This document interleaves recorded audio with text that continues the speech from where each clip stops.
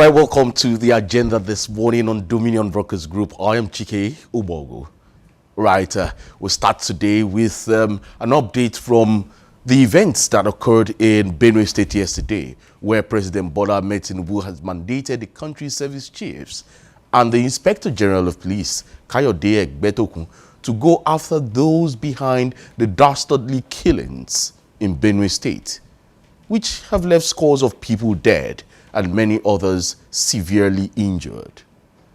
President Tinubu issued the order on Wednesday during his visit to Benue State following the renewed attacks in the north central state. Let's get to listen to Mr. President. Police, I hope your mayor on alert to listen to information. How come no arrest is being made?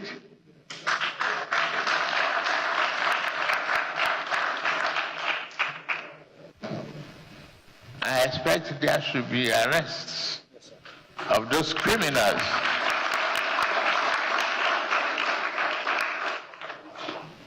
Christopher, thank you very much. I watch your comments and I know you can't be tired of staying in the bush and Oloyede and Bashar. Thank all of you. But we need to keep our ears to the ground. Let's get to those criminals. Let's get them. All right, that's Mr. President there charging the Inspector General of Police. Well, it was fun seeing the Inspector General of Police stand like a secondary school boy watching Mr. President school him like the school principal. Well, you recall that gunmen suspected to be herders had last week attacked the Yelwata community in the Yelwata local government area of the food-producing state, leaving many dead and thousands of others displaced. That killing sparked national outrage and eventually led to a protest in some parts of the state. Well, joining me this morning to make some sense out of some of what we'll be discussing this morning and many other stories is in-house analysts, Dolakpo Charles and Johnny. Dolakpo, good morning. It's good to have you on the agenda this morning. Yeah, good morning. It's my pleasure to be here once again this morning. Mr. President suddenly turned to the school boy, the school principal, and then you saw the supposed head boy, the Inspector General of Police, standing and taking orders from Mr. President. Well, he's the Commander-in-Chief of the Armed Forces of the Federal Republic of Nigeria. But, yeah, he is saying that the arrests should have been made by now, proactive by Mr. President, right? Yeah, I agree with Mr. President. The service chiefs need not to be told what they ought to do. By now, they should be, intimating the public, even if they are going to be keeping it under wraps, so that it won't affect their own intelligence gathering on how to, arrest these culprits. But first of all, they needed to go after the perpetrators of that dastardly act on June 13 to 14. And this is what I've been always saying about Nigeria. Even our fight against corruption and crime, we arrest first, then we start investigating. Always putting the cart before the horse. So immediately that act was reported, they should have into action and, make the necessary arrests. You saw the Chief of Defense Staff, Christopher Musa, there. He's been talking tough all the while. But if you see the synergy between these service chiefs, very promising. And we just hope we get good news from them, arresting some of these unscrupulous elements yes, within the polity of the Benue hemisphere. However, as it is, we just want to, before we leave Benue State, I hope this is not going to be Mr. President has come and gone, and then status quo remains. Well, there's a precedent to that. Service chiefs, they talk tough. Mr. President visits the scene of a negative event. He does a lot of talk, and after he leaves, status quo, we are back to status quo. Then we see another news of the next wave of attack, and you begin to wonder, but Mr. President actually visited this place. Directives were issued. What happened?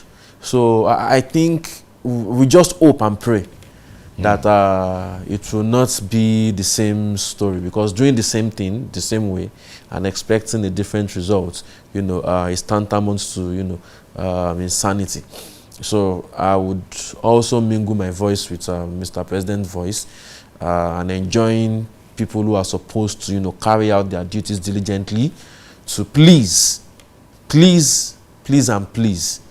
ensure that justice is done. All right, let's still talking about crime and security. Before we delve into the other topic for today, in Oyo State yesterday, it was sad, especially at the Mokola roundabout end of Oyo State, where in broad daylight, you had a robbery in broad daylight. Wow. At Mokola roundabout, some unscrupulous young men, armed robbers, armed, from the reports we got yesterday, because our reporters were on the field, they got to a certain shop in a complex to cut away some amount of money, running over millions of naira, and then some people were shot. One man was shot close to his groin, who was eventually rushed to a nearby hospital there, and then one other man had a bullet in his leg, and the other lady, young lady, had a bullet in her wrist. And then this calls for security checks again. As busy as Mokola roundabout is, in broad daylight, and you even have a police station, and it's a police station just nearby. Yeah, and then it calls for security again. People are hungry. The situation is getting tense, and then people are frustrated. So this is the time where security personnel should be up and doing. To be heightened. Yes, it has to be heightened. Broad daylight, that place is a busy place. And to think that we also have a CCTV, a security camera around that axis, or you don't know that there's a security camera there owned by the government. You're just telling me. Oh wow, it's there. But I think I've been in the control room before. Okay, and you can actually watch and see the whole of Mokola roundabout. I hope these guys should be, because they escaped yesterday, and I just hope investigations should be ongoing. And then they be brought to book, be arrested, and then they should serve as a deterrent. And I also think this is the time where we need to deploy technology, surveillance equipment.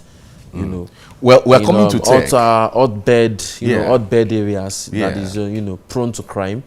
Places like Miro Road, Mokola roundabout, Foko, Challenge. I mean, you should be able to have certain surveillance equipment in those axes, that would enable intelligence gathering, that would enable you to, nip crime in the bud even before it's actually committed, alongside the CCTV cameras. Well, let's hope we get, our security operatives get some results as per the investigations as it is ongoing, and I hope these men who committed this heinous crime be brought to book. Well, moving on, the Oyo State Executive Council has approved the sum of 63.5 billion naira for the overhauling of the structures of the government house. Well, some say renovation. Okay. In a statement issued by the Commissioner for Information, Prince Dotun Yelade, the council described the current state and ambience of the government house as an embarrassment and an unbefitting facility. The commissioner observed that for the past 6 years, the governor and his deputy have been living in their personal houses instead of their official residences at the government house. He noted that the banquet hall at the government house will be completed before the 50th anniversary of Oyo State, which is next year, as part of the Seyi Makinde's administration's legacy for the next administration. The council also approved the sum of 131.7 million naira to employ professional gardeners for the maintenance of green areas and other designated places of the government house. Similarly, in fulfillment of its determination to upgrade the Samuel Ladoke Akintola Airport to international standard, the Oyo State government is processing the installation of instrument landing systems. The approval was given for the procurement and installation by the State Executive Council for a sum of 14.2 billion naira. And according to the commissioner, the instrument landing systems technology ensures the smooth landing of aircraft, especially in bad weather. The commissioner said that an earlier instrument procured by the federal government was damaged, and the state has taken it upon itself to procure and install other ones within 6 months. Well, Dolakbo, well, talking points yesterday when this news broke, 63.5 billion naira for some reports have it as the renovation of the government house. Well, another report is saying an overhaul of the structures in the government house. Are they bringing these structures down and rebuilding a new government house? Or 63.5 billion naira for renovation? Now, that government house has been neglected for years. I know the former governor of Oyo State, Isiaka Jimobi, may he so rest well, was also, he lived there at some point. Akala also there at some point. But since Governor Seyi Makinde of Oyo State got into office, he has not been there. He's been in his own private residence. And as it is, that place looks dilapidated. And then government quarters are saying it's an eyesore that people come around that area, that axis, and see that the government house is a building that looks like a shanty, a building where even snakes and rats, big rats, will be playing police and thief inside at the moment. And now government is saying 63.5 billion naira. Let's start. Is it necessary at this moment? After renovation, will there be occupancy? If not, why the humongous amount? Yeah, for me, it's unnecessary when you look at it in this way. This renovation or whatever will be funded, from the supplementary budget, which is about 270 billion naira. So it means that 23.4%, of this supplementary budget, will be used to renovate the governor's house. Yes, the governor has his own private residence, of course. Yes, he has been living there for the past 6 years. This creates a kind of like empathy, like, oh, but why haven't they renovated? But at this point in time, given the economy of Oyo State, according to the MBS data, we have 40% of the population living in poverty. You cannot afford to spend that kind of money on renovation of government house. There are alternatives you can actually fall back to. How about you explore the public-private partnership projects, and team up with private investors? It's going to bring down the costs drastically. Or try to renovate and rebuild in phases. It's going to bring down the costs. So I think the government of Oyo State, most especially the State Executive Council, needs to reassess this position. And when you look at the report also, the report was also talking about another developmental project, which is the aviation sector. They want to buy an ILS. That's a developmental project that has the capacity to actually boost, the economy of Oyo State. And they are going to be spending, I think, if you convert it to dollars with the exchange rate of 1,650 or 1,600, that should give you like $8.7 million. And if you compare it, to global amount of how much they install this landing system, it is between $8 million to $15 million. So it still falls between the global amount, where okay, I don't know how to put it now. It still falls within the price range of the global amount spent to install in this international landing system. So it still make a lot of sense, if they are spending that kind of money on the aviation sector. Now, in that same report, you also see that they will be spending about 231 million naira on gardening, maintaining the green areas of the government house. Yes, I think that is still unnecessary as far as I'm concerned. It's a way, if you look at it, that's another way of, creating employment. You don't need to spend. Why not localize the contract out? So why not put the contract out and let locals, maintain there are locals who are professional gardeners. Yes. According to the report, they need to get professional gardeners. So you can get professional gardeners as locals too. Yeah, you can get them as locals too. So I mean, it will all bring down the cost. See, like I usually say, our problem is not really revenue per se. Of course, we all clamor that we want to grow our revenue base. But the real problem is spending. The expenditure. The expenditure.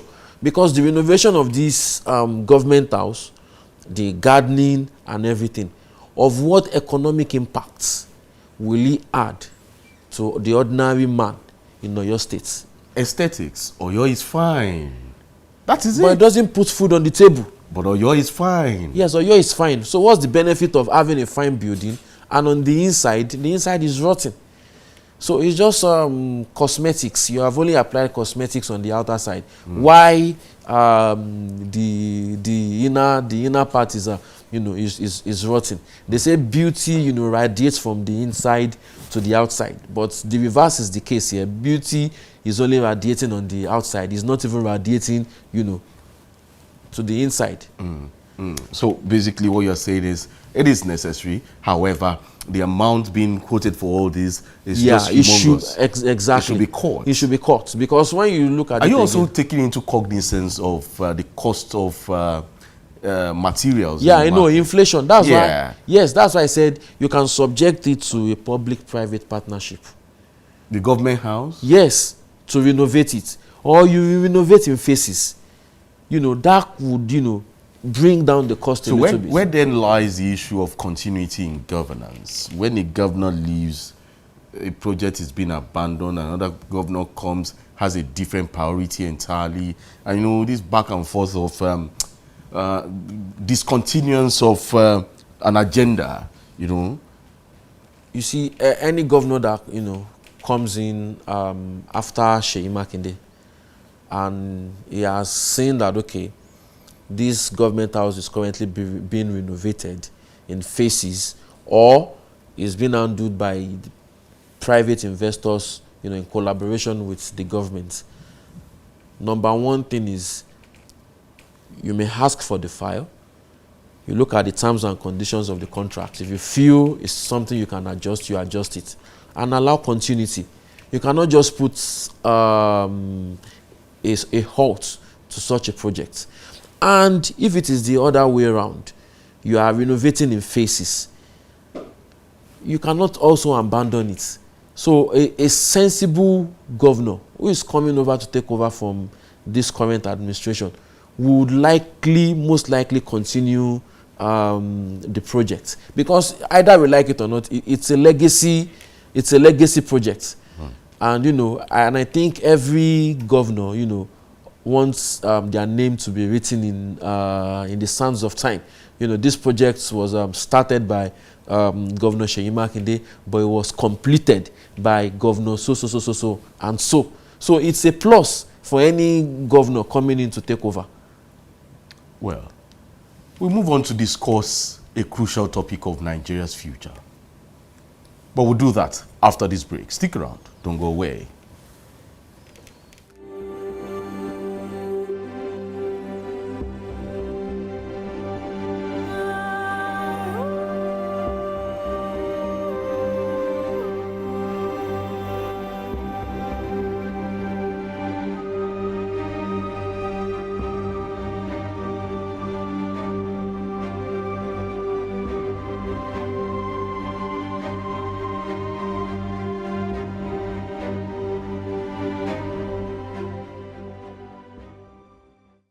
From that break,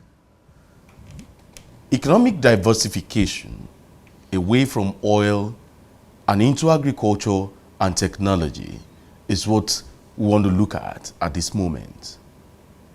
For decades, Nigeria has relied heavily on oil revenues, but with fluctuating oil prices and global shifts towards renewable energy.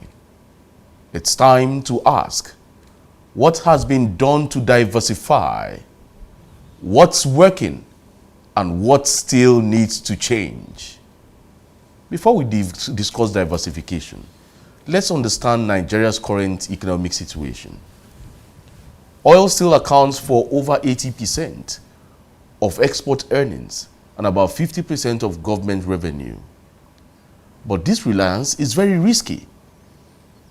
What are the dangers of depending so much on oil? Tolakwa joins me again. Looking at diversification, but let's look at the economy at first. Relying so much on oil, which gives us about 50% of our revenue in the country. Relying so much on oil, what are the dangers? Yeah, you see, we are suffering from what we call the Dutch disease syndrome. Dutch disease syndrome, DDS. Yes. Okay. Can you break it down? You know, it basically means that, you know, our fixation on oil, you know, has allowed us to, you know, neglect, you know, other sectors of the economy that can actually boost productivity. Other viable sectors of the economy. Right. So one of those sectors is agriculture. You know, don't forget that agriculture is a low-hanging fruit. Before oil was discovered at Oloibiri, it was agric. We are one of the biggest exporters of cocoa, rubber, groundnuts, palm oil. But over the years, the fortunes of this exported commodity, you know, has been in decline. So once oil came into the picture, you know, we forgot the days of our humble beginning.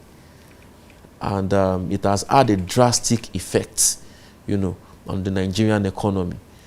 The oil that we are talking about as we speak is susceptible to shocks. We have COVID-19. It has affected the price of international crude oil negatively, and we benchmark our budgets against the price of crude oil.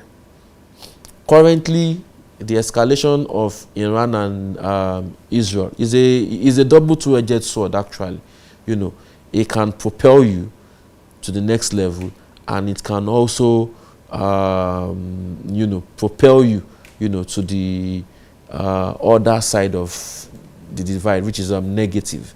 So now, looking at it, we have left other sectors of the economy unattended to.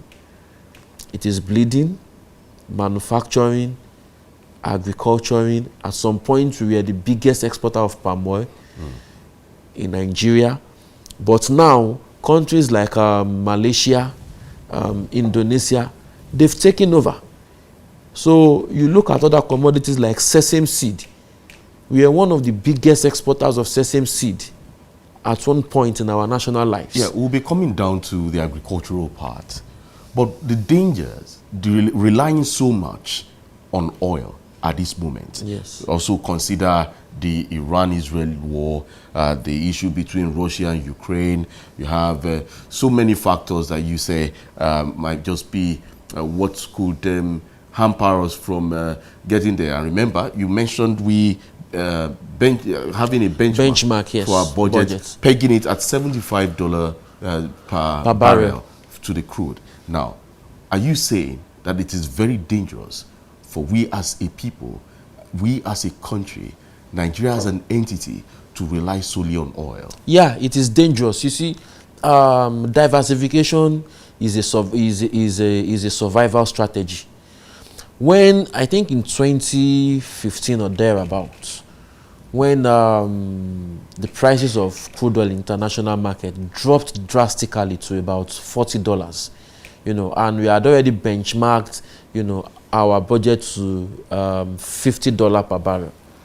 You know, what saved or what kept the economy afloat was the non-oil sector, because the non-oil sector grew, and it served as a buffer for the oil sector when the oil price crashed. But the gains of the non-oil sector have been neglected at the moment. It has been in constant decline. So it is very, very dangerous for a nation to be fixated on only one commodity. Even as individuals, we always argue that you must have multiple streams of incomes to be able to sustain your family, to be able to sustain your home. How much more a country of over 250 million people? The GDP is small.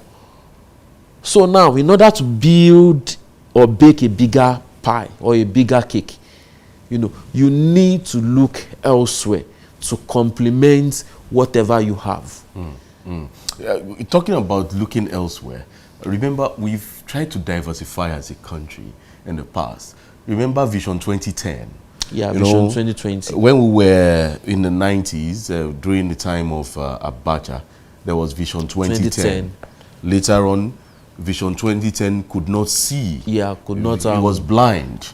And then after then, we said, okay, Vision 2020. Yes. Vision 2020 came. It happened to be the Corona year.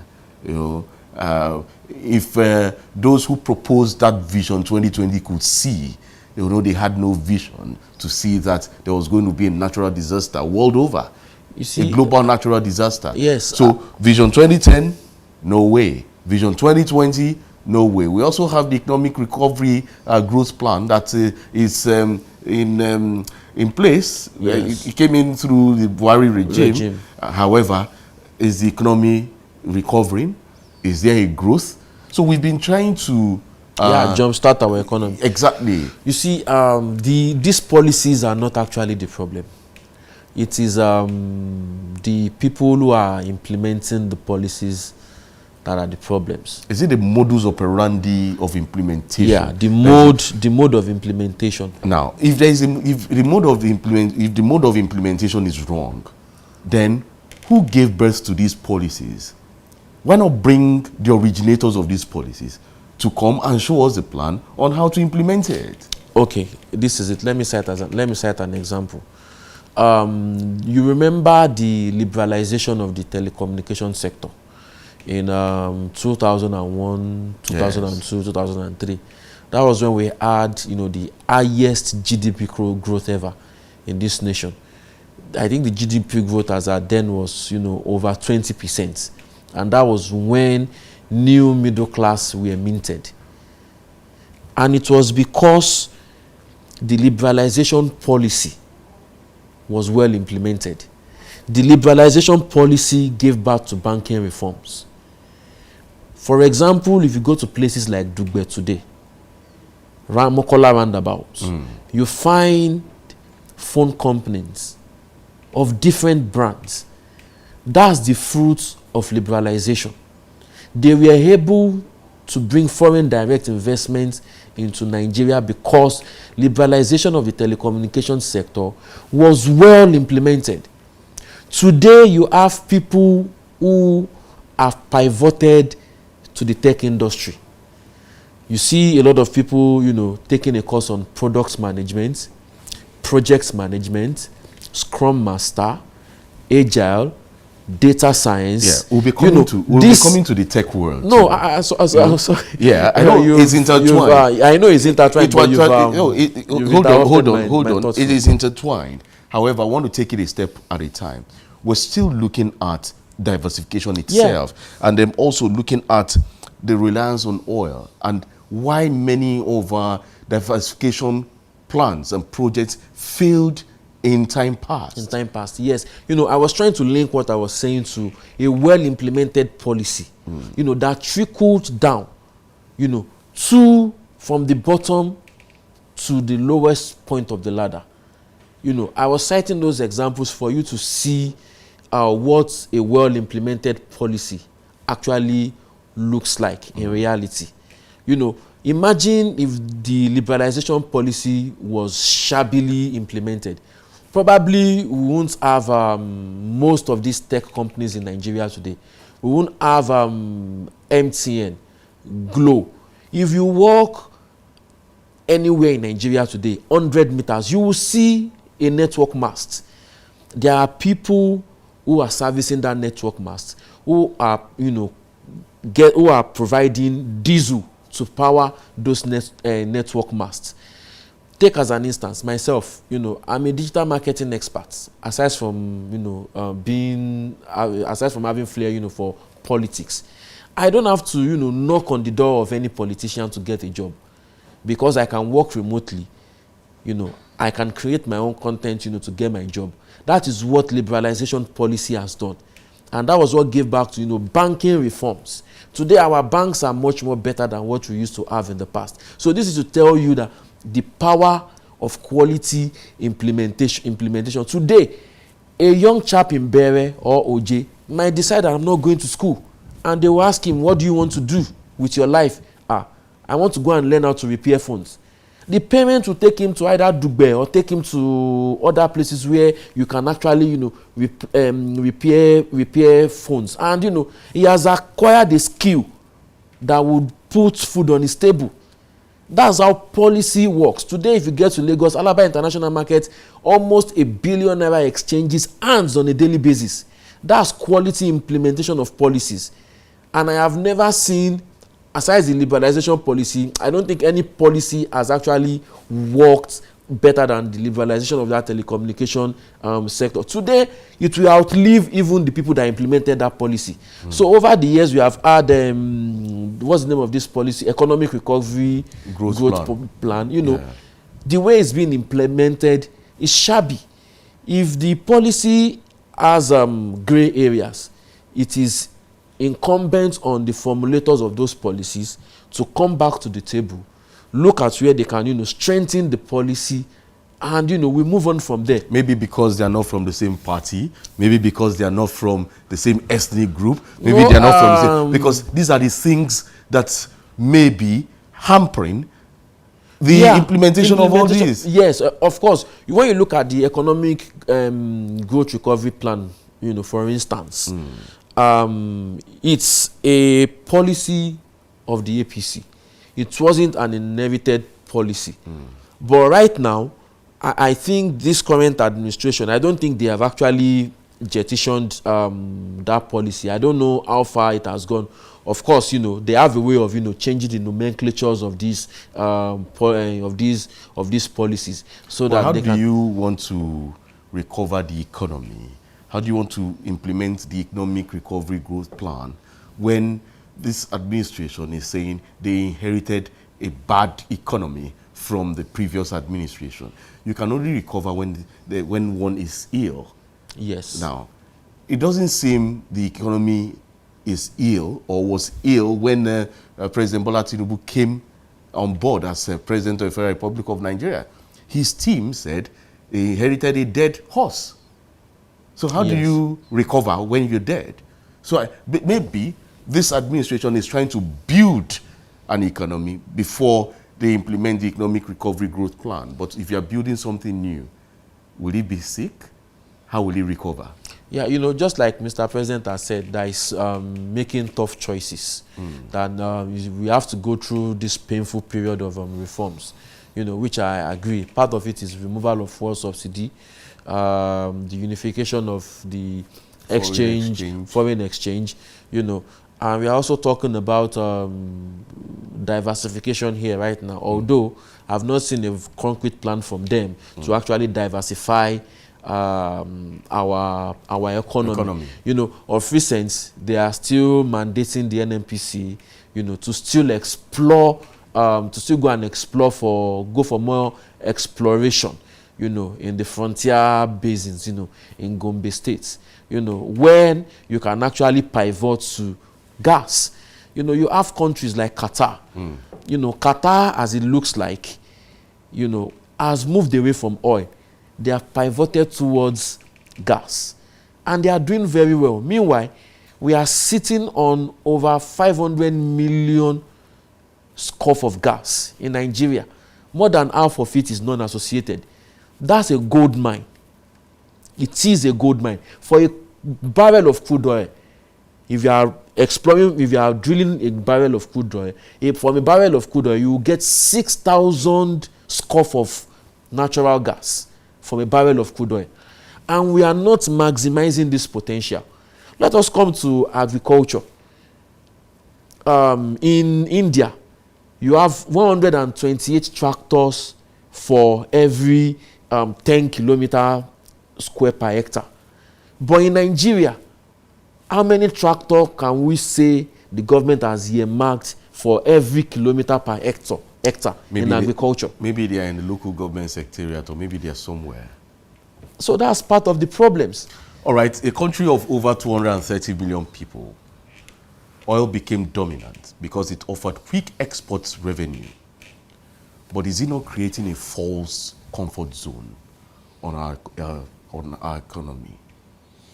Yeah, it is. It is creating a false comfort zone for us, because we see the oil as very, very quick cash. So that's why you see so many blood flowing in the Niger Delta region. And because of this quick cash, nobody is actually looking towards any other thing. Everybody is fixated on oil. I made an example the other time. NNPC is still going for further exploration, in the frontier basins, just to look for oil. When we have arable lands that we can actually, take advantage of, have good mechanized farming on it. For God's sake, Israel is a desert. They are earning, I've forgotten the figures Israel is actually earning. They are earning more than Nigeria in terms of agricultural exports. A desert area. And here we have fertile lands. Go to Niger State. Large expanse of land. Come to Oyo State. Even come to Oyo State. Switzerland is earning more from cocoa than what we are earning from cocoa as a produce. So, and we were the former giants of producers of these commodities. And over the years, they've talked about Anchor Borrowers program. They've talked about fertilizer initiatives. Of course, those policies are very, very good if they are well implemented. Okay, because that's where I was going to. Now we look into agriculture, where agriculture was Nigeria's mainstay before now. Now there is a push to revive it. Under President Muhammadu Buhari, we saw initiatives like the Anchor Borrowers, which you just mentioned. We had the Presidential Fertilizer Initiative, and also major rice farming investments. You want to ask, was that really effective? And then what policies or programs have been implemented since we say we're diversifying into agriculture? You see, one of the agricultural policies that I would want to give kudos to is the Anchor Borrowers program. That's Nigeria's most ambitious agricultural intervention since the 1970s. But, it requires critical evaluation. The objective of Anchor Borrowers program, was to increase agricultural outputs. And, rice production, surged in 2015 to 9 million metric tons.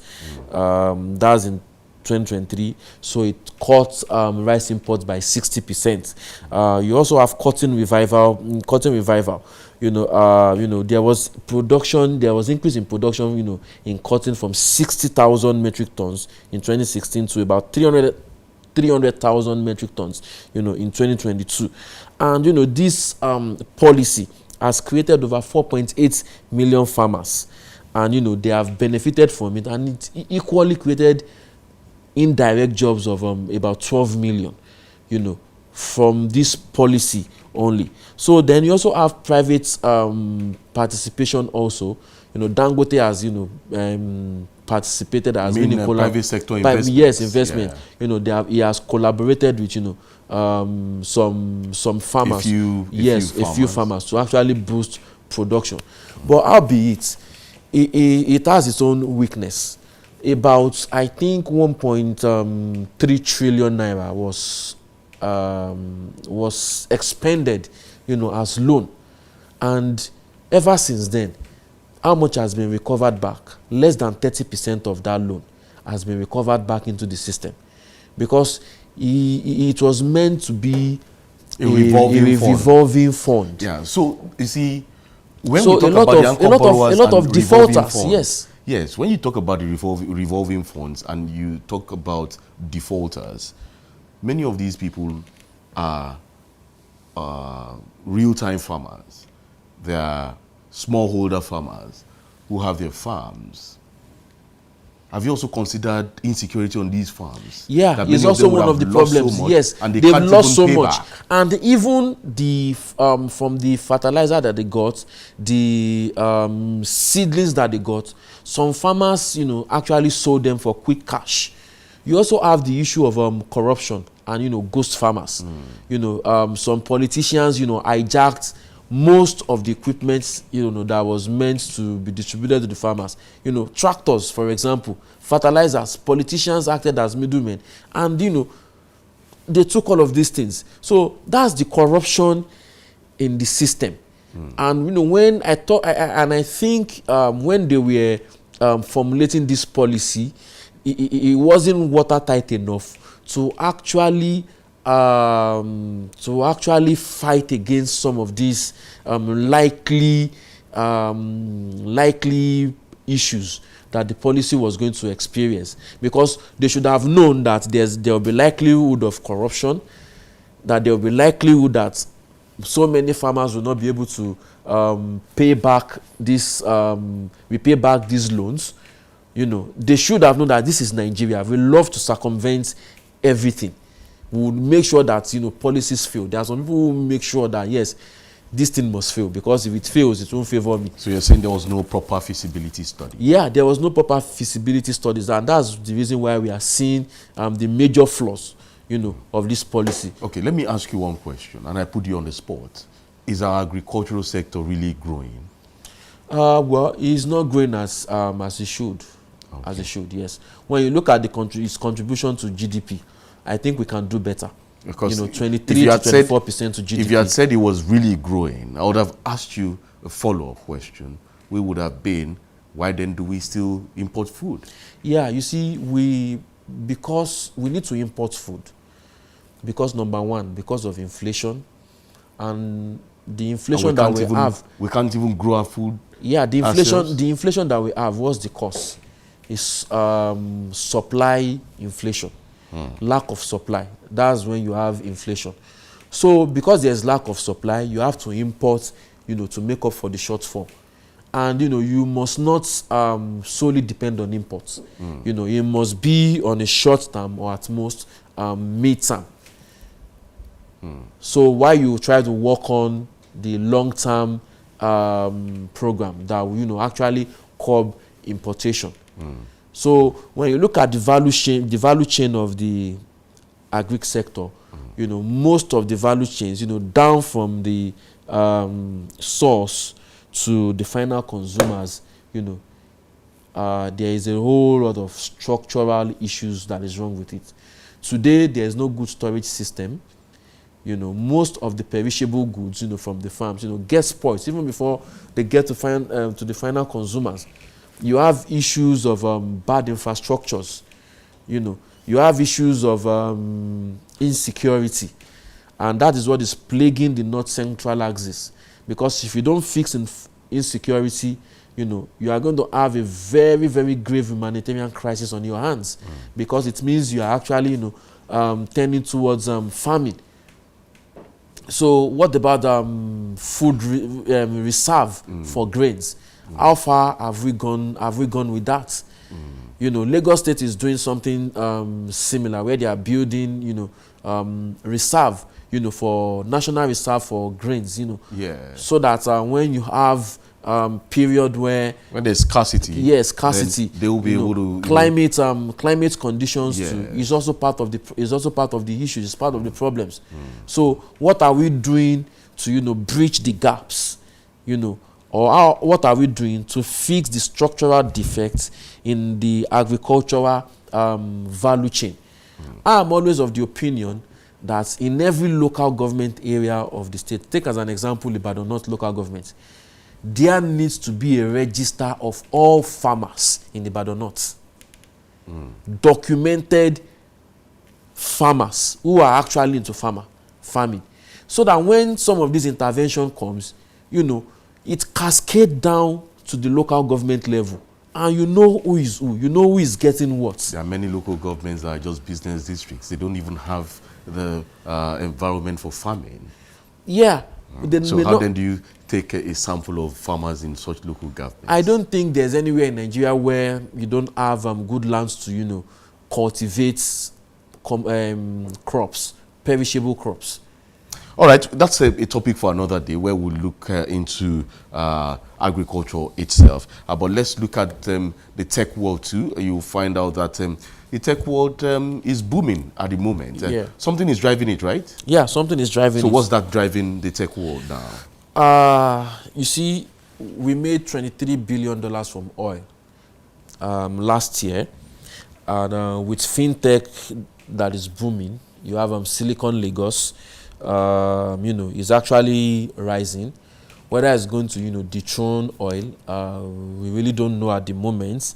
But when you look at the explosive growth, you have 15% year on year, in the tech industry. You have fintech like OPay, PalmPay, Money other banks like yes. that, because it's we're not advertising for them. Oh yeah, sorry Okay, for that. I'm okay. for mentioning All them. right. I was All just mentioning to that. I hope when they see, they will, come and bring their their tithes for mentioning them on this show. Okay. So and it has created 500,000 jobs, Okay. and you also have roadblocks, preventing this sector from going, because it has shown that they can overtake the oil sector. I think by 2035, they have projected that the tech industry should be able to, overthrow the oil sector. So one of the roadblocks, preventing the tech sector, from thriving is power. Over 90% of Nigerians does not have access to power. So it's a major roadblock. And this is one of the reasons why, tech industries, on the average for companies that run tech businesses, they spend about 1 to 2 million naira on diesel on a daily basis. There is no way they will break even. So let us also talk about internet access. Only 48% of Nigerians have access to internet. That's not good enough if we really want to diversify towards the tech space. But because of our time, let me ask you just a few questions, Okay. and then you just need some answers. Do you think the tech world could overtake the oil sector? Absolutely. It could. Yes, absolutely. So why are India, okay. for example, is a very fantastic example. Infosys, India. If you go all across the world, you'll find India guys, as the back-end operators of so many sophisticated technologies. So they are exporting tech out of India. So tech indeed can overtake oil. Coming back to agriculture, why is agriculture looking unattractive to youths? Yes, because it looks unattractive to youth because lack of vision. A lot of youth don't see any future in agriculture. Probably maybe it's not an instant making. But they should know that you can fuse tech and agriculture together. Yes, you can fuse tech and agriculture together, but that's going to require a lot of funding. It's very, very capital intensive. It's not cheap. You'll be using drones, to monitor yields per hectare. Yeah, okay. You know, you are talking about using of artificial intelligence and all that for irrigation system. So it's not cheap. All right, so let's set the agenda for today. And the agenda is we should diversify from oil, look into agriculture and tech, and if possible, fuse these two together. And let's tell the youths. In fact, as a matter of fact, the funds from oil, the proceeds, should be used to fund the diversification of other sectors of the economy. Okay. Yes. That's the agenda. So we are not moving away from oil. Okay. It still remains. Well, today we've seen that while Nigeria has made some progress in agriculture and tech, much more needs to be done. Diversification won't happen overnight, but with better policies, investment and security, we can build an economy beyond oil. We hope policymakers are watching to ensure our advocacy pushes the schemes discussed here, not merely for national debate or intellectual discourse, but actual implementation for Nigeria's economic growth. Thank you, Charles Tolakwanjorin, for being here today. It's my pleasure, Mr. Chike. All right, let's keep the conversation going. Do follow us on all our social media platforms, YouTube, Instagram, Facebook, and TikTok. The handle is at Dominion Broadcast. And on the app X, it is at Dominion Cast. Visit our website at www.dominion.org.ng. My name is Chike Ubogu. Bye for now.